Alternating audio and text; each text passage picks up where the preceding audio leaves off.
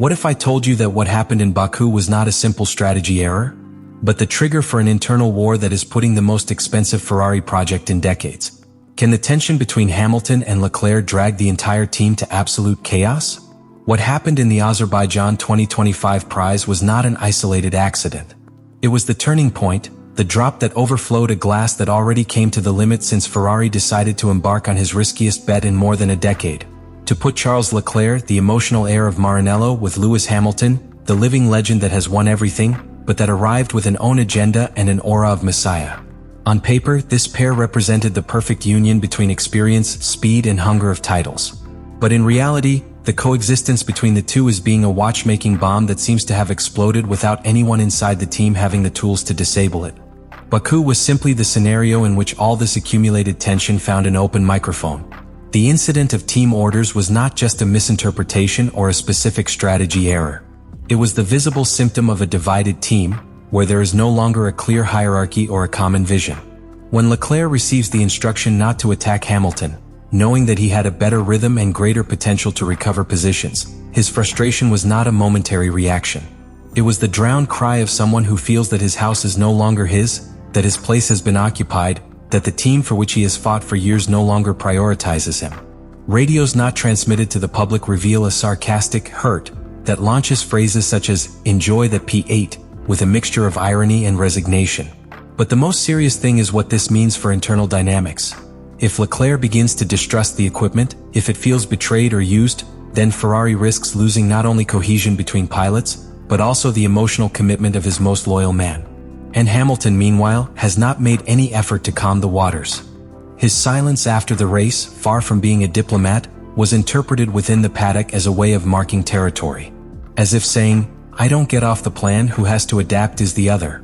All this happens while Ferrari's directive dome observes impotence, how the most expensive project of the current F1, an alignment that costs more than €70 million a year, is crumbled after only 3 races. The atmosphere in Maranello is described by internal sources as toxic, tense, on the verge of implosion. Some key engineers have already requested department changes, unable to work in an environment where each decision seems to be a war of power between the two sides. That of Leclerc, which represents the tradition, and that of Hamilton, which embodies the revolution. Thus, the dream of dominating the 2025 season is being devoured by an internal conflict that not even the results on the track are hiding.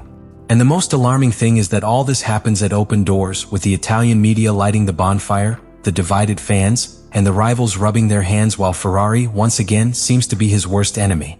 The SF25, conceived as Ferrari's final weapon to recover the top of world motoring, is demonstrating, in practice, a treacherous machine. A car that contains more questions than certainties.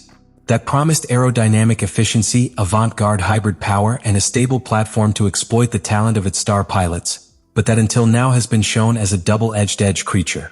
Able to shine in very specific conditions, and to crumble as soon as it is required. Consistency or adaptability. To begin with, it is true that in wind tunnels and simulations, the SF25 seemed a clear improvement with respect to its predecessor.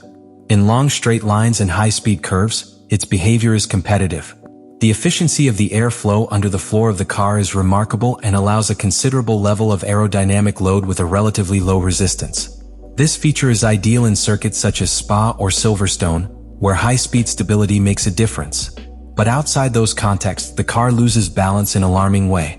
One of the main problems lies in its behavior in slow curves and lateral load transitions. The SF25 does not generate enough traction in the rear axle when it is required to leave with power from low speed. This causes subwiring in entrance and survival at exit, a disastrous combination that makes it impossible to maintain a constant career rhythm. On paths like Baku, where 90-degree curves are combined with long straight, the car becomes a nightmare. Unable to maintain the temperature of the rear tires and excessively sensitive to graining, Ferrari is forced to juggle with the strategy, and still fails to contain the deterioration of performance. At the power unit level, the PU066/10 engine maintains its virtues: good power delivery, linear hybrid deployment, and one of the most refined energy recovery systems of the entire grille.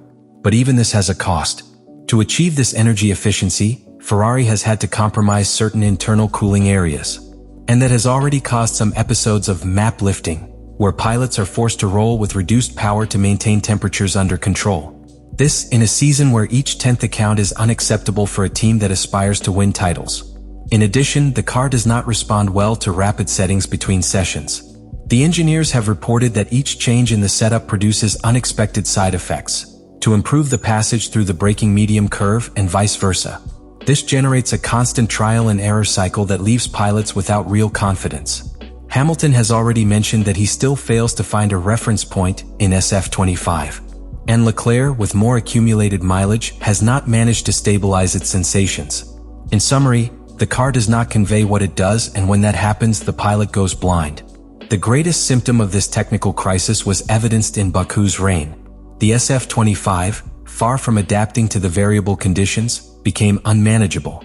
The tire operational window was so narrow that any temperature variation broke the balance of the car. Ferrari chose to keep his pilots on track longer than prudent, waiting for a window that never arrived. And when they made rubber change, it was too late. The damage was done. The SF25 has ceased to be a precision tool to become an unpredictable instrument. It is a car that demands almost perfect conditions to perform, and in a season like 2025, where each race presents different challenges, that is a recipe for failure. Ferrari has human talent, has first-level pilots, and has a story that demands excellence. But with this car, all that is being buried under frustration, broken promises, and a crisis that goes beyond the technical. It is a structural failure that threatens to drag the entire organization to another year of bitter disappointment. In theory, joining the heptacampion with the man destined to lead Ferrari for years was a master play. But F1 is not won in the offices or marketing PowerPoints. You win on the track. And above all, it earns in the ability to maintain harmony when the bad results arrive. That's where this pair begins to crack. Lewis Hamilton arrived in Ferrari with a redemption narrative, almost mystical.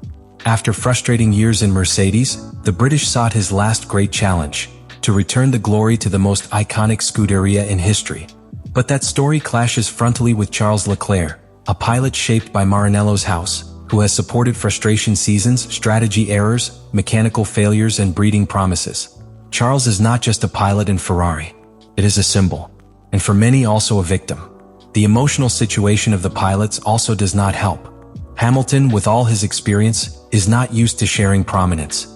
He was the absolute epicenter in McLaren and Mercedes, and now he wants the same in Ferrari. But here he faces a much younger pilot who is not going to give in territory easily, and who feels that he has already given too much. Leclerc, on the other hand, begins to be increasingly sarcastic in public, less patient on radios.